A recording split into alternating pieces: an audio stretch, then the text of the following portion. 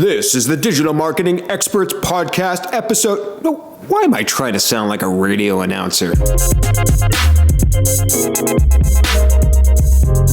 Experts in the Wire, episode 73. Marie Haynes. Hey everyone, welcome to episode 73 of Experts on the Wire. This is a special episode for many reasons. But number one was, when thinking about what I wanted to do this week and cover this week on the show, I actually didn't have a guest. I had no show pre-planned. I'm recording the show on the day that you're going to hear it. So it's Thursday, June 22nd. It's going to post later today. And I said, as an SEO myself, what's the one thing that I really want to know about right now, since I have this opportunity to record a show and post it right away? And that was SMX Advanced was recently, and I don't know if I said that right, but recently was SMX Advanced, and there was a ton of tweets and takeaways coming out of the show. And as an SEO, I want to make sure that I don't miss anything. There's a lot of takeaways and stuff that Gary from Google says. So I said, you know what? I should invite Marie Haynes, who was the first guest on Experts in the Wire, back on the show because she was at SMX Advanced, tweeting like crazy, and we should get direct from her what all the important updates are. So we're going to cover that today, and we're also going to cover a bit about what to do and how to assess a traffic drop and how to maybe some steps you might be able to take to recover. Marie's an expert at this. So I also want to mention that a little bit later on, you're going to hear about our two sponsors. Marie, did you know we have sponsors now? I did not know that. That's great, Dan. Now you know. So tell me, who are your sponsors? BuzzSumo and Phil Rozic at Local Visibility System. You'll hear more about them later, including how to get 30% off 3 months of BuzzSumo. But first, Marie, I want to welcome you back to Experts in the Wire. How are you? I am well, thank you. And thanks for having me back, Dan. This is great. Absolutely. Yeah. I know you know a little bit about the story, but I'm going to tell the listeners again real quick. The very first episode of Experts in the Wire, in which you were the very first guest, I had only booked you as my only guest. I wanted to test out doing an interview-style podcast show. Had never done it before. And in fact, you know this, 5 minutes before your first interview, I was still downloading and trying to figure out how to record Skype phone calls. It barely happened. And Marie, if you remember, we have a crystal clear Skype connection now, but then it was not like that. We had to stop and start, and it took us many tries, but we made it through. And I remember the feeling hanging up of that, leaving that call with you in that interview. And I was so excited, and that interview went so well, I immediately booked the next 10 guests, and then we were off and running. And so I owe a lot to you, to be honest, about this show being on the air at all because of that first interview with you. So thank you, Marie, for that. And thank you for coming back onto the show. Real quick, I wanted to ask you, I don't think I had a chance to ask you the first time that you were on the show. You were first a veterinarian, correct? That's right. That's right. I was a vet my entire life. I worked in animal hospitals, and I was a vet starting 99 and fully retired in 2012, but started doing some SEO in about 2008, just as a hobby. And it took over my life. And people think I'm insane to leave a career where, how many people growing up as kids want to be veterinarians, right? And there are a lot of really good things about being a vet, but there are also a lot of difficult things. And so what I do now, I really, really love it. And it's a weird career path, but it worked well for me. When you say you're doing it as a hobby, did somebody come to you with a website they needed traffic, or did you have your own site? How did that actually start for you?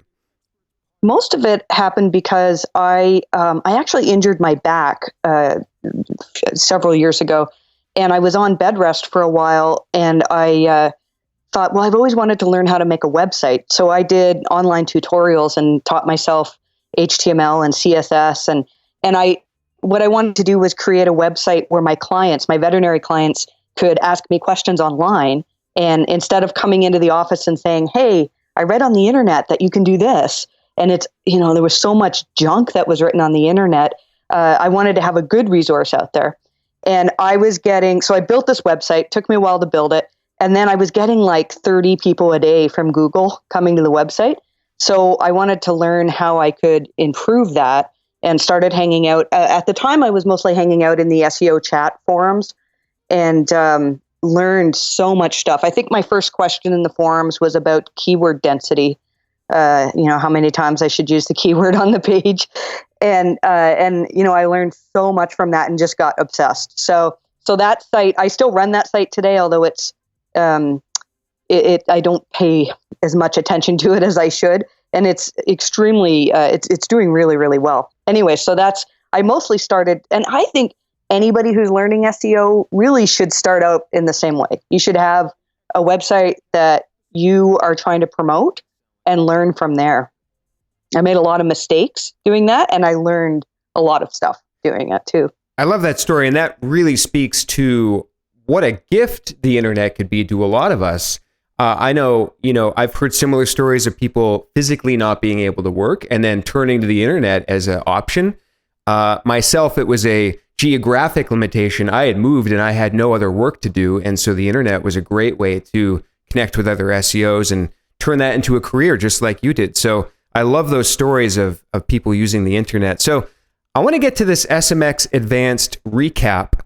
You've got some notes here. I've got some notes here. So why don't we jump right in? And you've got at the top of your list something here about links. So I imagine this must have been one of the biggest, most important takeaways about links. Can you speak to that, what you learned at SMX?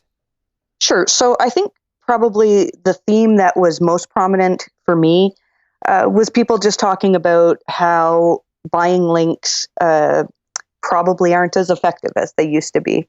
And now Gary Ish had tweeted about this before SMX, and then once again brought it up in his keynote. He said, if you're buying links, you're probably throwing money out the window. And as soon as I tweeted that, there were all sorts of people that gave examples of, oh, well, I buy links and it's working quite well, and I don't doubt that. I don't think it's completely 100% that Google can ignore paid links, but I think they're getting way better.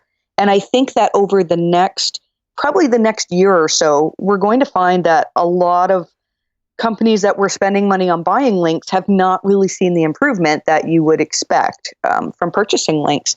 So I don't know. I think with the Penguin algorithm, the changes that Google made, it's amazing to me that they are able to somehow make it so that there's no penalty for manipulating links. And maybe I'm getting too advanced in what I'm saying here, but my point is that I think there is some truth to what Gary was saying, that link purchasing is becoming less and less effective these days. Yeah, and I want to just frame the context of this type of link purchasing. I believe he mentioned in context buying links on big authoritative websites like Forbes, Entrepreneur, Huffington Post. Very incidentally, a week before that, I was having a conversation with a friend of mine who does PR, and he was sent by a company I won't name a list of links that could be bid on to be purchased on these websites through guest authors that have, recurring publication spots on these guest websites. And so to me, that's what Gary was talking about there. Do you think I'm correct with that? Well, yeah. And there are all sorts of ways that you can buy links. And specifically what he was talking about is, if you operate a website at all, you're going to get those emails that say you can purchase a link on any of these high quality websites. And it might be things like Forbes and, like Entrepreneur, places where you would just salivate to get a link from there. And Gary had said, well, we're pretty good at ignoring those links. So they're not going to hurt you. Well, I shouldn't say that. If you do that on a large scale, it could trigger something where you get a manual review and you could potentially get a manual action. I've seen many of those that come from overdoing it in terms of paying authors to mention you. But in the long run, what he's saying is algorithmically, if you're doing that, then Google can probably pick up the patterns and just say, well, we're just going to ignore that link. Right. Or those links. Yeah. this was pretty intense. It was a Google Doc, a shared Google Doc with a list of links with the prices that people were bidding for each link, like going across the rows. 200 a link, 300 a link, 400 a link. And so I'd never seen that before. I'd seen people cold email me. But this seemed to be a step above, where somebody was actually aggregating all of these potential, these writers and these sources for these links, and sort of like doing it in a much larger scale. Interesting. I haven't seen that sort of auction.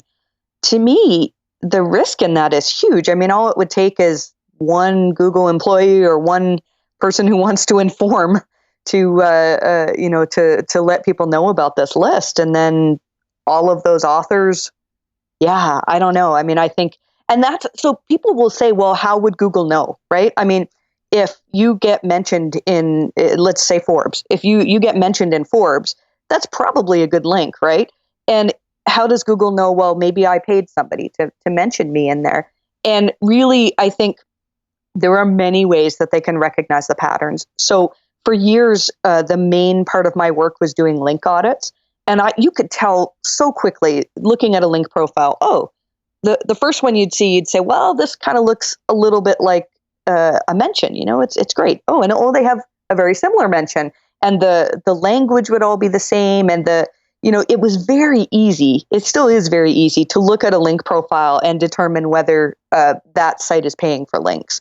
And I think in the past, Google couldn't do a whole lot about that other than manual actions. They couldn't do a whole lot algorithmically, because what if they're wrong? What if it looked like a paid link profile, but they don't want to penalize somebody unfairly? And now, if they're able to just ignore them, then nobody's getting penalized, and maybe it's unfair that I don't get the benefit from some potentially good links.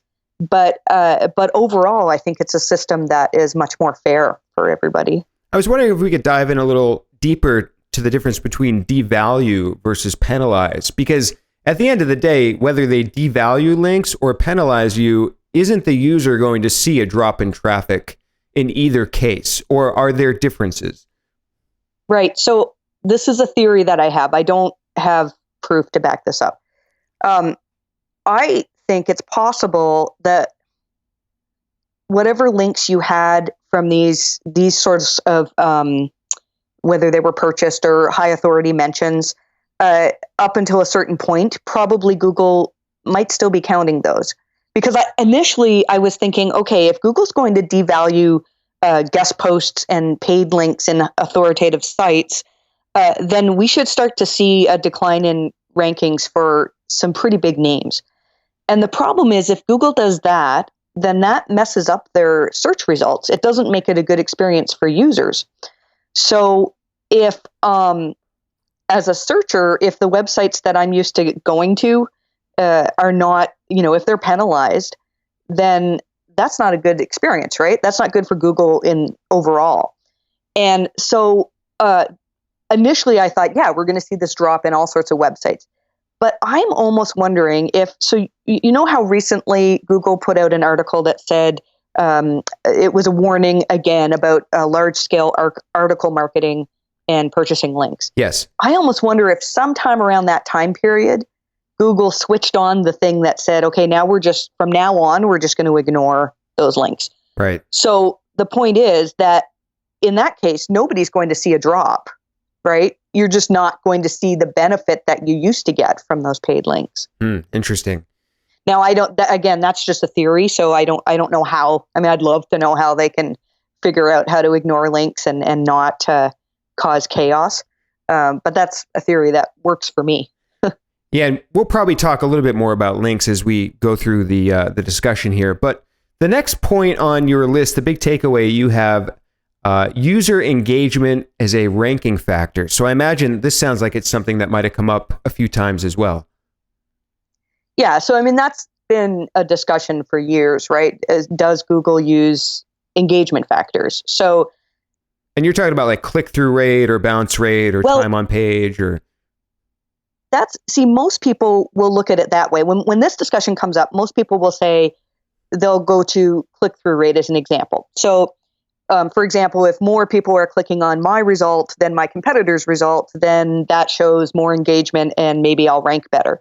And there have been studies in the past that show that, yeah, that probably can happen, but it's hard to manipulate. And that's not actually what I'm talking about. I think that Google, and again, this is theory that I don't have proof for, but I think that Google is actually looking at things that users do on your site. So if you remember, a couple years ago, Google made a big deal out of telling webmasters, don't hide your CSS and your JavaScript from, don't block it with your robots.txt file. And I really think that the reason for that is Google wants to see, so most of the things that people do in your site, like form submissions and using tools and opening up accordion drop downs, things like that, that's usually powered by JavaScript. Mm-hmm. And so if you're blocking Google from seeing that, then Google can't see whether users are engaging on your site. And then people would say, well, how would Google see that? Because not everybody has Google Analytics set up. And the thing is, though, that Google has Chrome and they have Android, and they can see all sorts of things about how people are using the web. And did you know, I also heard that they have some deal with Firefox as well. Like Firefox is an open source thing, I believe, but Google is one of the top, and this might be old information, but at the time, they were one of the top people supporting Firefox and thus getting data from them. Yeah, I remember hearing that too. I think that was quite some time ago, but I still think it still happens. Probably. And remember the days where we all used the toolbar for PageRank? Yes. And every time you went to a site, you could see what the toolbar PageRank was and decide whether that was a site you wanted to link from or whatever. And a few years ago when Google took that away, I think it's because they used to use that to determine what types of things people were doing on sites. I mean, if I have the toolbar installed, they could see, okay, she's visiting. Well, for me, they probably got pretty messed up data because I'm, auditing links and looking at all these very strange sites. But for the average person, they'll be able to see, oh yeah, these are the sites that they visit and they spent this much time on this site and they clicked around. And now that they can get that information from Chrome and Android, and who knows, maybe Firefox, then the toolbar information is not necessary for Google. So I think that's why they got rid of it. They didn't need that anymore. So you think that Google through Chrome and Android, and because I've always heard and believed and trust that they don't use analytics data, that's separated very heavily through their rules and guidelines and whatnot. It's even looked at as a separate company within Google to some extent. It's a totally separate product. But so you think, and maybe there's some evidence out there that Google is actually looking at time on site, user engagement, where maybe scrolling, like all these kinds of things through Chrome and through Android, because I've always wondered how they might do that and suspected that that's the case. Yeah, so I agree with you on the Google Analytics. I think it would be too much of a scandal if it turned out that Google actually was using our analytics data when they've very clearly said, no, we don't use it. But so if Google is trying to figure out, the algorithms are shifting now so that Google is trying to show people the sites that people use the most useful sites. Yeah. And so to me, it makes sense that the sites that people use the most are the ones that people use the most. Yeah. It's funny that you mentioned that, and I'm sorry to interrupt here, but years ago, I pitched to speak at SMX, I believe, on the whole premise that the top line in Google's webmaster guidelines is we want to rank sites that people, I forget the terminology for link to, maybe reference but then they put use. We want to link to sites that people use. And that always jumped out at me to say, like, all of us as SEOs, and even at that time, this was like 3 years ago, really didn't dive in deep enough into that word, like people actually using the website. And I think it's super interesting that you bring that up now, because that's something that I so strongly believed at that time and still do as well, that it's really about people. If you think about the website as a product, they want to rank people that use that product. And so that really seems to make sense to me. Exactly. If there are more people that are consistently engaging, and I'm not just talking about clicking on, but if there's a site that you actively use on a regular basis, that's probably a pretty good site. So the thing that stood out for me from the conference was somebody asked Gary Ish, is user engagement a ranking factor? And there was a big pause. And now, poor Google employees, I mean, we even analyzed the pauses. We analyze every word that they say. But yes, it was a big pause because he was trying to figure out the best way to say this, right? And so what he said was two things. One is we do use user engagement to test our algorithms. So what he's meaning by that is, apparently Google puts out sometimes 3 algorithm changes a day. And so they make a change and then they can see, we ranked this site higher and people are preferring this site. So they can use user engagement metrics of some way to determine that. And 2 was, he said, and this is the part that to me was the most important phrase of the whole conference. He said, we use user engagement for personalization. So you know how you can have personalized search where if there's a website that you're continually going back to, then Google can put that higher in the search results. Yes. That's why a lot of people new in SEO think they're ranking better than they are, right? Because Google's ranking their own website higher just for them on personalized search. And so if Google can figure out for me personally, which sites do I engage with the most, then they can figure out overall which sites do people engage with the most. So what I want to do actually in the next few months is run some experiments just to see, does this, if people go to this one site and fill out a form more often or click on these elements more often, does it give it any sort of boost over a site that maybe people don't engage with as much? Right. So it's not a giant leap to say, well, Google knows who I engage with the most, so why can't they just aggregate that, average it? And I know I'm oversimplifying, but it's not a huge leap to think that that's potentially what they're doing. Exactly. And when this comes up, I know John Mueller has said before there's too much noise to use that directly as a ranking signal. Like they probably don't say, twice as many people click on the JavaScript element on this site, so it must be better. It's not as black and white as that, but I do think that it's factored in. And I think, again, like the old days of SEO, you could optimize a site by changing the odd word here and there, building some links, and you could make a mediocre site rank quite well. And now it's getting more and more, in order to be the number one site, you actually have to be the best option for people. So to me, again, it just makes sense that Google would try to figure out which sites are people using the most. And this ties into something that I've always very strongly believed in, was commenting. And I'm still floored when I hear about sites removing comments. And Google has said a few times now that comments to them are a sign of community, which is a sign of high quality content. And I think they said it's a part of their content quality algorithm. So I believe that encouraging commenting, discussion, engagement, it can keep people on the site longer. It can keep them coming back because they want to come back and see if somebody replied to them. It can keep them engaged and maybe more, it can help them remember your website because now they've invested in it psychologically. So I think there's a lot to that as well, to comment. So before we move on to your next point, were there any sort of like action items or takeaways that you think that some of the listeners could apply with keeping some of this user engagement in mind? Well, I don't think you can, I can give out, a list, do this, this, and this, and then you'll rank better. And I think it sounds very cliche. I mean, when Google keeps saying, in order to rank better, then make a better website,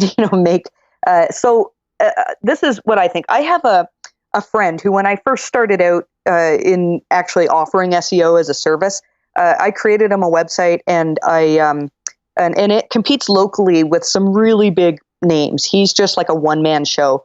And I thoroughly think that, so his website, the first thing you see is a lead generation form, and lots of people fill out this form. And I think that is one of the reasons why he ranks so well. Again, it's totally all theory. So my goal in increasing user engagement is to think, without using tricks or loopholes, what legitimately could I do to make people interact with my website? And that might be adding forms. It could be adding comments. And if you add comments, you want to make sure that Google can see your comments. Yes. Because a lot of comment plugins they'll be blocked by robots, or so some people could be doing amazing user engagement stuff and Google can't even see it. Mm-hmm. I really think like putting quizzes and tools where appropriate on a website could help. Interesting. Yeah. Yeah, and I think anything that you can do to make people stick around longer. And again, I don't think it's like, that cut and dry that Google says, oh, they spent 3 minutes on this website and 2 on that one, so we're going to rank this one higher. It's more like overall, all the factors show that people like to do stuff on this website. They like to get information from this website. And I think these sort of anecdotal observations from an experienced SEO can carry a lot of weight sometimes. I know that I'll notice things for, the commenting thing. I noticed that for years, and then finally Google came out. I even wrote about it on Moz, and a lot of people disagreed with me in the idea that comments are important. And so I think these do carry a lot of value. One thing that I've been consulting a lot of my clients to do in terms of getting people to stick around on content, especially in knowledge-based how-to types of content, I've noticed lately, again, anecdotal, but I think there's some value to it, the people that are being more human, putting more emotion, more personality, and more storytelling, especially at the top of their posts. And when they're not writing on a brand, like when you're writing on a big brand website, you're leveraging and piggybacking the trust and authority of that brand. So there's already an inherent sort of leg up. But if you're blogging on a lesser known company site, you need to show some personality, some sense of like, I am the author, this is my story, this is my human experience. I've anecdotally seen that help lately, which is interesting, but I think that, to your point, gets people to connect with that content, get them to stick around, maybe engage with that specific person. So I don't know if you've seen anything like that as well, but that's the one big tip that I've been telling people the last few months. Well, and that totally makes sense to me for a couple reasons. I mean, one, you're probably encouraging people to stick around for longer because it's interesting. And two, I think it speaks to, there's been a lot of talk lately about the quality raters guidelines. I don't know how much you want to go into that, but the guidelines are basically, what they teach human beings to determine quality on sites. And then they make algorithms to mimic that. And one of the biggest factors in there is experience, authority, and trust. So, Google calls it EAT. And I think even for like a smaller website, you might not have the authority that a big brand would have, but you could maybe instill trust because of the way of the wording, the way that you talk, and the people want to keep coming back, and they comment, and they engage with you. So I think that could probably speak to trust. Yeah, the quality raters is a whole other fascinating area. I'm sure that'll come up a few times here. I want to get to the third point that you had, which I believe is progressive web apps. So what were some of the takeaways about that? Right. So for me, this was an important part of the talk because I have not been paying as much attention as I should to PWAs. So me included. Yeah, I mean, there's so much to keep on top of, right? And you can only do so many things.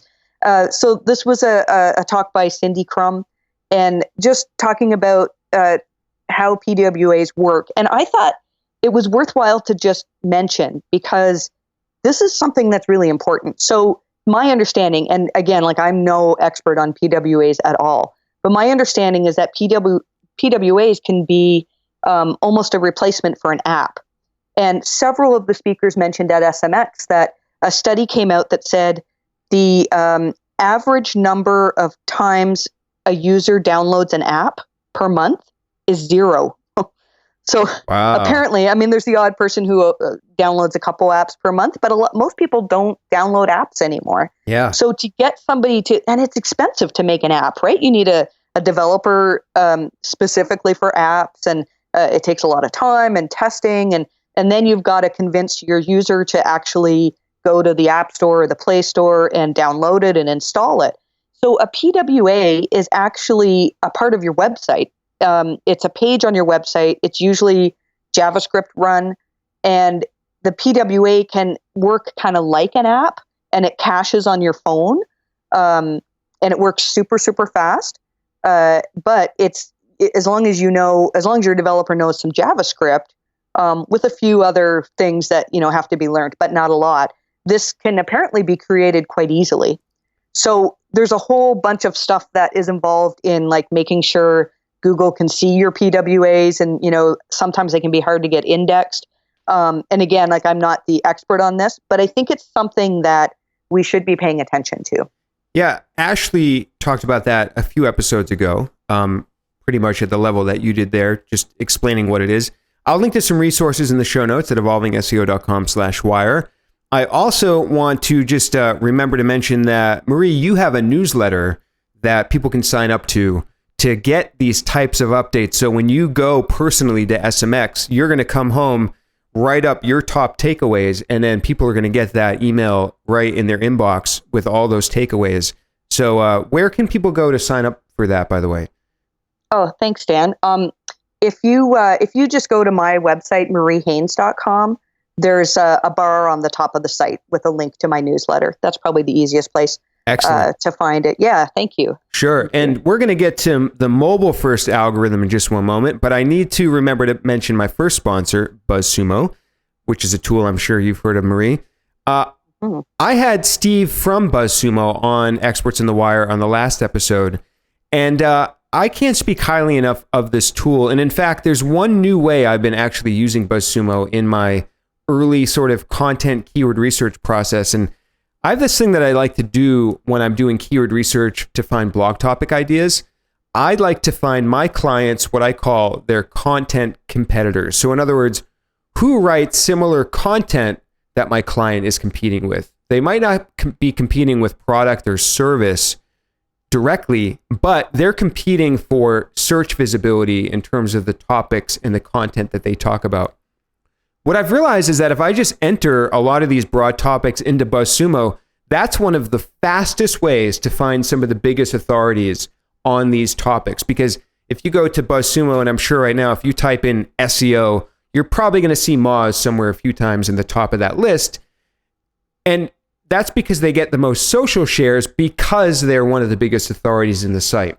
So, if I go to another industry, one I'm working with lately is like the paleo diet. If I go and type paleo diet in BuzzSumo, I'm instantly going to get, and I can filter by 6 months, 12 months, the last week even, the top content authorities on those topics. And then what I do is the next step in my process is I then take those domains, I put them in a tool like SEMrush to say, okay, what's all the top content that they're getting organic traffic from? But BuzzSumo has been a great addition to that process because it used to take me a lot longer, a lot more just manually searching in Google to try to figure out like, okay, who are these authorities on these topics? And I realized that BuzzSumo was really just a no-brainer way to get that very quickly. So the nice folks at BuzzSumo have given me a discount code, Dan Shore, DANSHURE, where you can get 30% off 3 months of BuzzSumo Pro. I ran the calculations today. That will save you about $75. So it's a great savings. You can try out the tool for 3 months with 30% off. All right, let's get to the mobile first algorithm. This was on my list as well. You have it there on your list. So what was the update that came out of SMX about that? All right. So Gary Ish did a whole talk on mobile first. And one thing is there's a lot that we don't know, but it's super important. Anybody who is in any form of SEO, you need to be paying attention to this because this is going to change a lot of things. So just for those who maybe don't know what mobile first is, it's basically a whole change in how Google gathers information from your website and then how they use that information in their indexing and ranking. So right now, if you have a mobile site, the information that Google gathers from that site is gathered from your desktop site. And they crawl your desktop, and then all of the mobile rankings are based on your desktop version. Because so many people are using, mobile is a big thing, and it's super important for people to build sites that are fast and able to be viewed on mobile phones. So Google's recognizing this, and now what they're going to be doing is, what they hope to do is actually switch it so that the mobile crawl of your site is what they use to gather all of the information. Hopefully that makes sense. And that's why I want to remind listeners again, the mobile first index is a terrible name because that insinuates it's just the content in their index. But to what you just said, it's actually the entire system of which they discover your content, crawl your site, gather all that information. It's way bigger than just their index. Exactly. And it's a huge deal for Google. This is what Gary was saying, was that their algorithm is so dependent right now on PageRank. And PageRank it's a lot of things, but it's primarily about the links that, move from one site to another. And for people who have a separate mobile version of their site than their main site, most of those mobile sites don't have links built to them. I mean, people link to an MDOT site generally. They'll link to the main site. And so Google's one thing he said is they're trying to make it so that it doesn't cause massive panic. So that sites that are not ready for the change, number one, have time to make changes. And number two, they really want to make it so like you're not going to plummet in rankings because not everybody pays attention to what Google's doing, right? Yeah. So, yeah, I mean, there were a number of things that he said that stood out to me. So one is they had initially planned to go live with the mobile first algorithm by the end of this year. And now he's saying, well, it's probably going to be closer to the end of next year. And who knows? He said it could be 4 or 5 years before the whole thing is complete. And after the whole penguin thing, he's probably scared to death to say any dates because we really gave Gary a hard time about that. He actually commented on that too, that he's resigned himself to never say dates again. Yeah. Because I mean, that whole story, we were waiting for years for Penguin to update. And then he said, oh, it's going to happen in the next quarter. And it was like a year and a half later or something. Yeah. So, and I mean, I understand, obviously it's quite difficult for Google to make these changes. There's even a possibility that mobile first doesn't happen. They're still working on how do we make this work and still produce consistent quality results. And that's kind of scary, right? Because there could be a lot of people that invest a lot of money in perhaps changing their MDOT site to a responsive site. And I mean, that's never a bad thing to do, right? But I think there are a number of things like, remember authorship, and it wasn't like we had to make huge changes for that, but we all went and spent time and figured it out and implemented the things Google wanted us to implement. And then not too long after that, they said, oh yeah, we're not going to use that anymore. So it's tough, right? I mean, we need to pay attention and potentially make changes, but it's possible that it may not even happen. Wow. One thing I have in my notes was that, where did it go now? It related to mobile. Mobile page speed. They don't care about desktop page speed anymore, is what they said. Do you remember what was said there? Yeah, I remember Gary saying that. So he said, really, and that was a bit of a surprise, your page speed on desktop is probably not a ranking factor. Now, John Mueller has said before, it can be a ranking factor if you're insanely slow. Yes. And I don't know what the cutoff number is. But at this point, if your site is a little bit faster than my site, you don't get a ranking benefit for that. Yeah. But in mobile first, page speed will be a ranking factor, and it'll be the page speed of your mobile site is the ranking factor. So we need to be paying attention to, and it makes sense, right? Because if you're looking at a site on your phone and it takes 10 seconds to load, you're probably moving on to another site.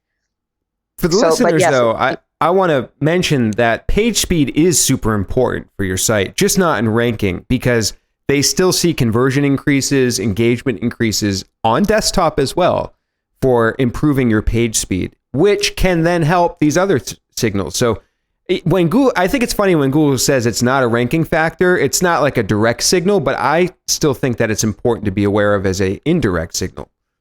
Exactly. And there's people like Alan Blaywice has all sorts of stories of sites where they worked to improve page speed and then saw, an increase in rankings that just continued to happen. I should say an increase in traffic is what he's showing. I mean, I don't think we can take that little snippet of what Gary said and say, okay, we don't ever have to worry about our page speed on our desktop sites again, because, like you said, there are other important reasons. And I think we've all clicked away from sites because we were frustrated in how fast they loaded. So yeah, we still need to pay attention, but even more so when the switch to mobile first happens.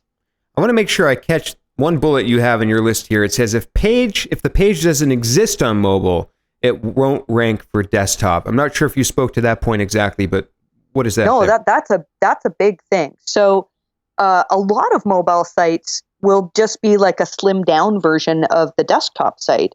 And if you have certain pages that you don't show on your mobile version, then when the mobile first index comes, they won't show on desktop in search either. And that's a big deal. The other thing that was not discussed that I really think is important when we talk about mobile first.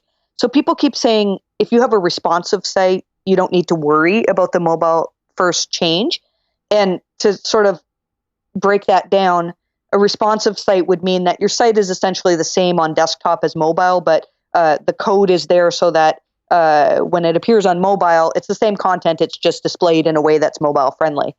But I've seen a lot of responsive sites that actually have different navigation than the desktop site. Mm-hmm. So I actually have a site myself, and I know in the HTML, when I want to make a change, I have to change things for my mobile navigation. There's separate coding for that than my regular navigation. And that's important because if Google is crawling the mobile version of my site in order to figure out what to index, all those pages that don't exist in my mobile navigation, they're not going to get crawled.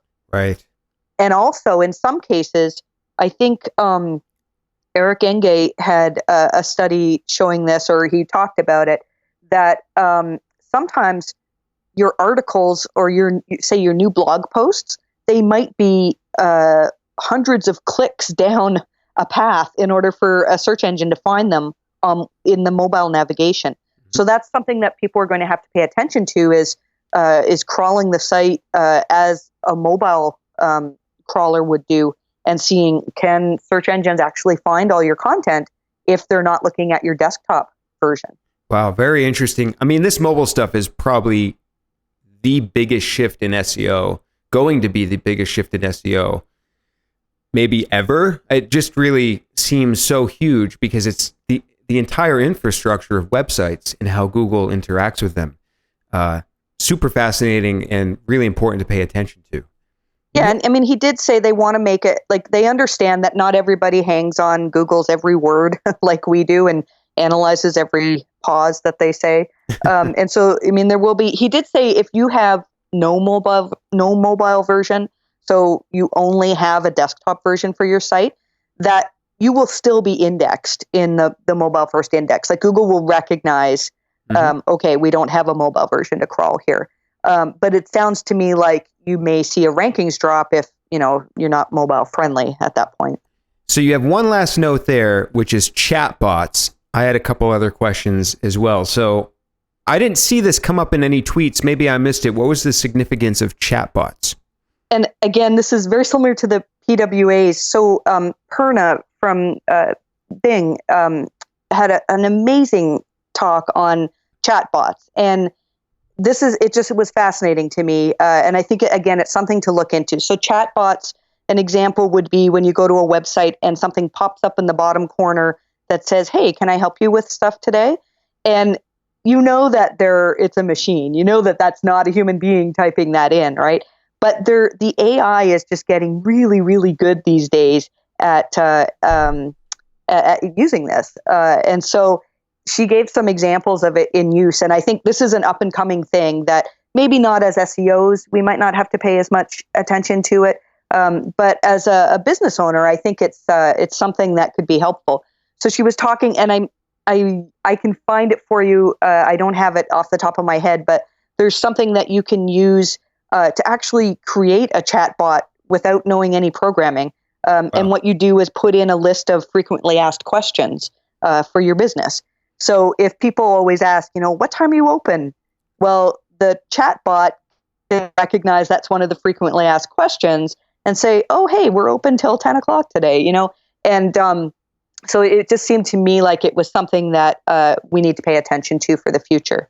Very cool. So I want to get to a couple questions around maybe the current state of some of these popular algorithm updates, Penguin, Phantom, etc., and also about disavowing links. But first, I should mention my second sponsor. It is Local Visibility System. My friend Phil Rozek there. I've referred hundreds of people to Phil for local SEO help. I know really good local SEO help can be hard to come by sometimes, especially because that's where some of the snake oil salesmen try to outreach and pitch to and charge lower, $500 a month for SEO. And they kind of, unfortunately, a lot of these people kind of rip off local and small businesses. But Phil's great. I've known him for years. If you run a local business, he can probably help you either directly by hiring him, or he has a free DIY local SEO guide on his site. And just the other day, in fact, I had downloaded before, but I hadn't really walked through it in detail. And I opened it up, and I was working on a small little project I don't do often for like a small local business. They were a very old client of mine, and they came back. They need some extra help. Anyways, that doesn't matter. I was going through his free resource.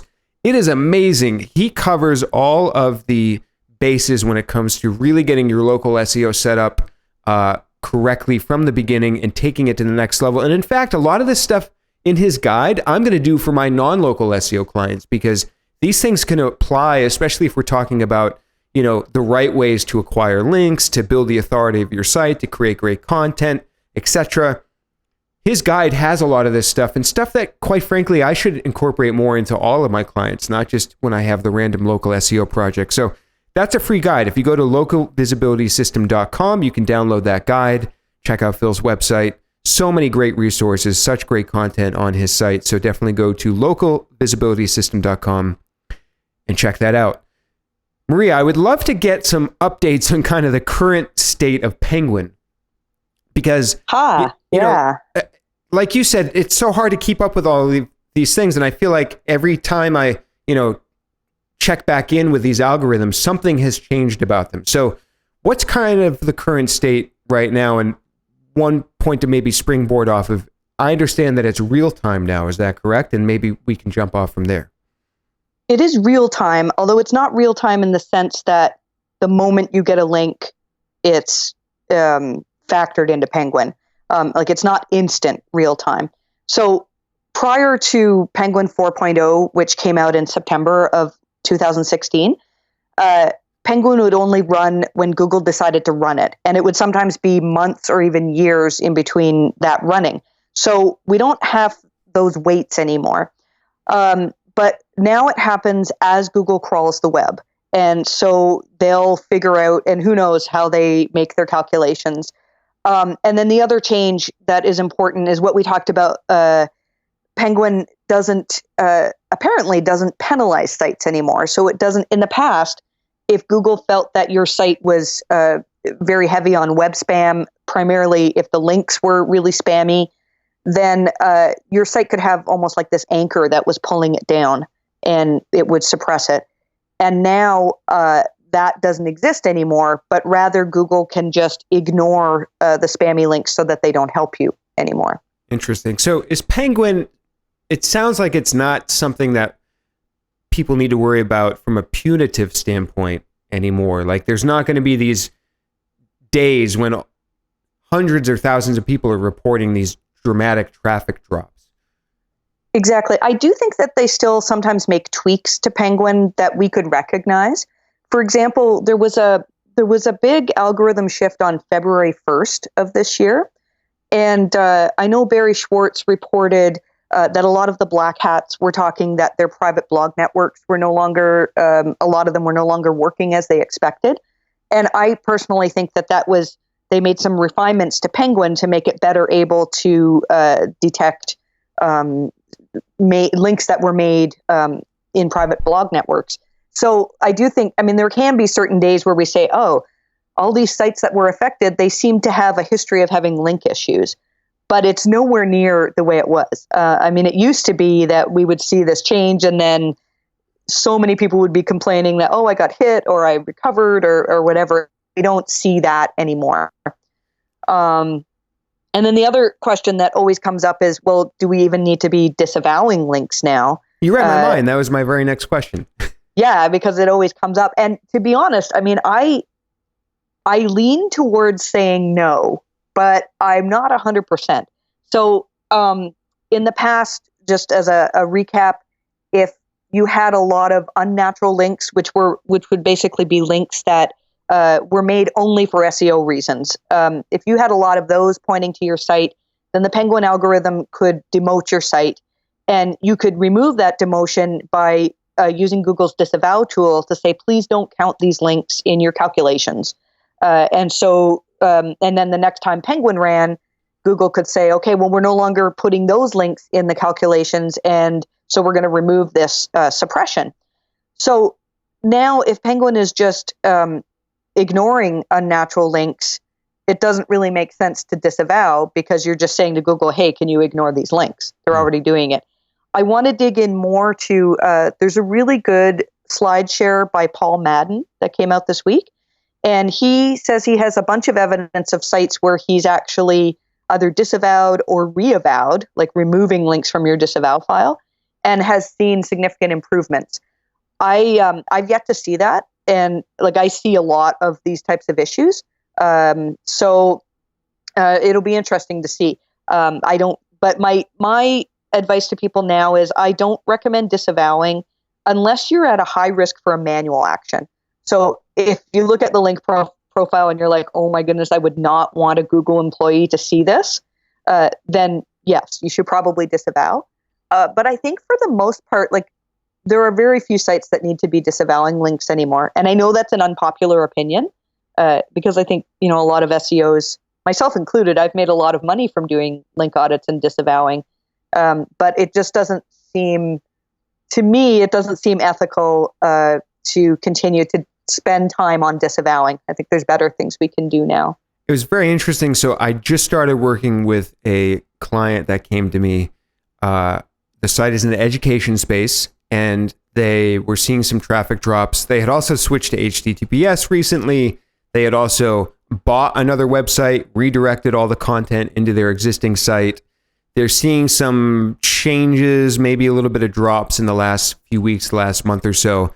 And just last night, I opened up their disavow file in Search Console and saw they had disavowed a bunch of links. But my question to you is, when people disavow, should they only be disavowing links that they purposefully went out and bought or placed to try to manipulate Google's algorithm? Because the links that this company has disavowed is all these spammy, junky links that you see all the time that happen maybe by scrapers, or, it's not a black hat thing or a link manipulation thing. It's all this junk that you usually see. Should they have even disavowed those? There's no need to disavow those. So even in the days prior to Penguin 4.0, I've seen a lot of sites that were either affected by Penguin or by manual actions. And in every single case that I've seen, these were sites that were actively doing their own low quality SEO. So Google does not want to, they're not going to penalize a site because you have all of these weird scraper sites linking to you. Or one is, there's people that take data from alexa.com, and there's thousands and thousands of sites that will link to like every site on the internet, and they look spammy. I mean, you look at that and you go, oh my gosh, I don't want that to be associated with my site. But every site gets those. So they're not going to cause you to see a drop, and disavowing them is not going to help you to see an improvement. And I think you could potentially do more harm than good, because some of those sites that look spammy, who knows, maybe Google is actually counting those. I don't think they are, but I've seen the opposite. Like, I've seen in the last 6 months, I'd say I've seen more sites that have done damage by disavowing than have seen improvement.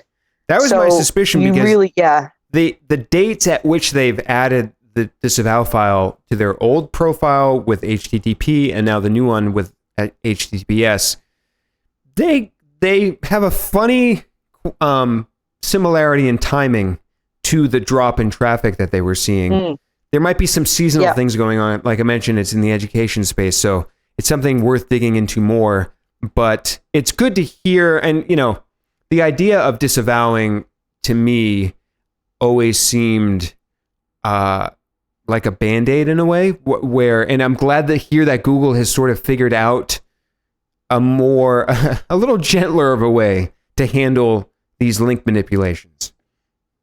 Yeah, and I think there has to be more education now, because I'm still getting, several times a week, I'll get somebody who emails me and says, my traffic is dropping, I need you to do a link audit for me, thinking that if I audit links, then all of a sudden all their problems are going to be solved. And unless you have a manual action, that's not the case. There's almost always another reason for that to happen. Yeah, interesting. So I do want to get to a couple quick steps people can take if they do see a drop in traffic. This is what you spoke about at SMX Advanced. But real quick, what the heck is the Fred update? And, aside from how the name of this came about, I think it just happened on Twitter or something, right? Somebody was joking and maybe Gary said, let's just name it the Fred update. Is that how it happened? Number one. And number two, what the heck is it? I saw a tweet go by about it at SMX, but maybe we can just give some context there. Right. So Fred, so Google makes, again, sometimes 3 algorithm updates a day. So when we go on Twitter and we say, hey, Gary, hey, John, did Google make an update today? The answer is always yes. But sometimes some of those updates can be bigger than others. So on March 7th of 2017, there was a big core quality algorithm update that affected a lot of sites. And it was big enough for us to give it a name. And then Gary Ish kind of joked, well, we'll call this Fred, and every update is Fred. And, and he was being facetious, saying, like, this isn't an update you should name. And then we took the name and made it made it into an algorithm. I do think it's important, though, because I see a lot of sites that was a turning point for them. That, and also we didn't name the update that happened on February 7th. That was like 1 month before Fred. To me, that was a Fred as well. I looked at several sites with the February 7th update. Is it true that? And so Sorry, is it true that Fred ties more into the quality raters guidelines? That's my theory. That's and I do well, and even I think Gary actually said that. No, he said if you were hit by quote Fred, look at the quality guidelines. So not the quality raters guidelines; they're two separate things. But so Google's quality guidelines, and I can't remember word for word what it says, but one of the first things in the quality guidelines says make sites for users. And so a lot of the things, the sites that I saw that were hit by Fred, when Fred first came out, there was all this suspicion that maybe it was sites that were too ad heavy, or maybe it was affiliate sites that were hit. And I don't agree with that. I think all of the sites that I saw were hit. It was one of two things. One was these were sites that you could tell were just built for SEO reasons. So I'd look at the site and I'd say, hey, if this site came up when I was doing a link audit, I would know immediately that the links coming from this site are unnatural. And you can just tell there are sites that were just created for SEO that very few people would actually visit. And I think Google got better at determining true quality as opposed to like convincing Google your site was quality by tricks and loopholes. The second thing that I saw was, to me, directly related to the quality raters guidelines was sites were dropping because they lacked experience, authority, and trust. And again, this is all over the raters guidelines. And so one example was a financial site that I reviewed, and it had decent information, really good, well-written information. The people who wrote the information on the sites were journalists who really knew how to write well. They were being beaten out by sites that had authors who were university professors in business, who had run businesses of their own, who were quoted in Forbes and the Wall Street Journal. And they were people. So if you think of it from a user's perspective, if I'm looking for financial information, do I want to get that information from somebody who's a good journalist? Or do I want to get that information from somebody who's like tons of experience in finances? And so to me, a lot of what Fred was Google determining what authors actually have the authority to write these articles. And Google became better able to determine who the authoritative authors were. Very interesting. I want to jump to a little bit, I know we're running a little bit towards the end of the interview here. I want to direct users a little bit to some initial steps they can take when they see a traffic, I just invented a new word, a traffic drop on their site. I'm going to link to your slides in the show notes. They're very good. And I don't know if SMX is going to post the video from your presentation. If they do, I'll go back and add that. And I'm sure I'll be tweeting it and whatnot. But just some initial steps or takeaways that when users see a traffic drop, what are some initial things they can do to start to assess that? Sure. So I think the most important thing to look at is what changes have happened with the site. So it's amazing how often somebody will come to me and say, I think I was hit by Fred, Panda, Penguin, whatever. And oh, by the way, we just did a site redesign. And it's almost always, I mean, if you've made major changes on the site and then you see a drop, it's almost always because of something that you've changed. So, you know, looking at technical issues is hugely important. One thing that I talked about was if you're trying to figure out if it's a Google algorithm that affected your site, well, make sure you look in Google Analytics at just the Google organic traffic. And I gave an example of a site that saw a really nice increase that coincided with the Panda update. But it also turned out that their PPC department had started to run a large campaign on that day. And when we segmented just the Google organic traffic, they actually saw a decline with Panda. So you want to make sure that you're looking at just Google organic traffic. Go ahead. Yeah, I had a specific question speaking to segmenting traffic. By the way, that is one of the biggest mistakes I see people make is they just fail to actually dive into the data. Like they might be looking at all traffic. Oh my goodness, my traffic dropped. You segment it out and they shut off Facebook ads. And it's like, well, there you go. But you did speak to the idea of looking at Bing traffic and Yahoo organic traffic. What can that tell you? So if your Bing traffic drops in parallel to Google, what is that telling you or vice versa? What can you learn from that? Right. Okay. So here's a real life example. It was a site that came to me and said, we're not sure if we were hit by Fred or they also launched a redesign. It's amazing how many redesigns get launched on the same day as major algorithm updates. Yeah. And so in this case, the site did have a drop in traffic that coincided with Fred, but they also had a drop on in Bing traffic and Yahoo traffic as well. And so because Fred is a Google algorithm, you're not going to see those drops. And they were all March 7th. And it turned out that this site, when they did their redesign, stripped out all the internal links on their site. Oh. And so, you know, that would affect it. Internal links are important. And that affected traffic across all search engines. So if you're seeing a drop that happens in all search engines, then I'd be looking more at what have you done as opposed to what has Google done. Yeah, very interesting. I think, again, that segmenting process is so key. How do you feel about tracking rankings? Because, this education site I'm dealing with, they weren't tracking rankings. And for me, that's actually one of my go-to metrics because I understand that it's not good to do for marketing, but it's sort of a daily, stable, consistent, like, where do we stand each day? If a bunch of their rankings drop, I can tell that core metric has changed because traffic's like an output metric. Really, it could be seasonal, it could be click-throughs because of SERP changes. So how do you feel about rank tracking, and is that something you use to diagnose this? Yeah, I mean, that can be super helpful provided that you're looking at rankings that are on the first page. So I can't remember who it was, but somebody showed a neat image recently of ranking shifts from the second page and onwards. And there were shifts like almost every hour. And you could jump from like page 2 to page 6 and back again, you know, within a few hours. And so I wouldn't look at rankings. Like if you see a sudden ranking drop from page 2 to page 6, it may not be indicative of something happening. It's just that's how Google is. Very true. Yeah. Beyond page 1 is very volatile. I remember that screenshot. If I can find it, I'll put it in the show notes. Yeah, I can find it for you too if you can't find it. But so I do now. What I find is most of the sites that come to me, very few of them have historical ranking data. So if it is there, I love to look at it because sometimes.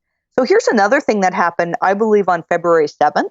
a lot of sites that lost rankings and traffic lost rankings for things they didn't deserve to rank for in the first place. Mm-hmm. And so what I like to look at, if you use SEMrush at all, and I think you can only do this if you have their Guru plan, but you can actually look historically at ranking data. So what I'll do is look back at, okay, between February and March, what keywords did SEMrush report as dropping? Mm. And what I found for one site was it was a site that offered legal information, and they had all sorts of pages on the side effect of different medications. And their angle was, well, here are all the lawsuits that are connected to these, if you had these horrible side effects. But in reality, people who were Googling this medication plus side effect, they weren't looking for lawsuits. They were looking for medical information. And so what, in my opinion, had happened was Google removed rankings for sites that actually didn't deserve to rank for those terms. So sometimes looking at what types of keywords dropped can give you an indication as to, like, maybe only a certain part of your site was affected. That's a really important point. And by the way, might as well drop this affiliate link in here. If you want 15 free days of SEMrush, I think Pro or maybe Guru, you can go to evolvingseo.com/SEMrush trial and get 15 free days. How do you like that? Dropping that affiliate link in there at the very end. Maybe one or two people will sign up. I love that. Marie, I feel like I know you've been on the show now 2 times. I feel like we could do a whole 3rd episode at some point. So anytime at all, we'd love to have you back. If you have some, big algorithm news to share, by all means, we'd love to have you back on the show. But I do want to wrap things up in just a moment. Once again, can you tell people just quickly about your newsletter and where they can find it? Sure. So, and thank you for allowing me to mention this. I put out a newsletter approximately every 2 weeks. And I have 2 versions of the newsletter. One is free for everybody, and the free version, it's basically what you need to stay up to date with. So if Google made an announcement, if there was a big algorithm change, if there was a really neat study that was done, then that'll be in the newsletter. And then there's also a paid section. It's $18 a month. And what I do there is give you very specific tips on here's something you can implement. Here's a way you can make a change in quality. Here's a way you can get new links that will comply with Google's guidelines. And they're usually, my last one was about 5,000 words in length. It's quite a lengthy newsletter. And so you can find it, again, if you just go to mariehaynes.com, there's a bar at the top, a big bright green bar, and you'll find my newsletter there. Yeah, I encourage everyone to check that out. Also, Marie, I'm very curious, where do you pay attention to keep up to date with all the SEO news? This is something I've been super passionate about lately and might do some content about just ways people can learn SEO, because I think things like your newsletter are a valuable resource. But what are other things that you kind of pay attention to keep up with things? I get almost all of my information from Twitter, and I probably spend way too much time on Twitter. Yep. I'll spend sometimes 2 or 3 hours in the day on Twitter, and I have to watch that I don't get into too much conversation and do more learning. But yeah, so there's lots of people that I follow on Twitter that I know produce good things and then lead me on to reading good articles as well to learn. So that's my main source. So, and it's Marie_Haynes, right? On Twitter is your address. Correct. So people can go and just check out who you follow. Also, I have a running Twitter list of everyone that's been on Experts in the Wire. You can find that in my Twitter list at Dan_Shore. So Marie, once again, thank you very much for joining us on episode 73, I think it was, of Experts in the Wire, and we'll see everyone next time. I'm going to fade up the music, but we can chat because I'm going to delete that afterwards. So thanks everyone. We'll see you next time. Thanks, Dan.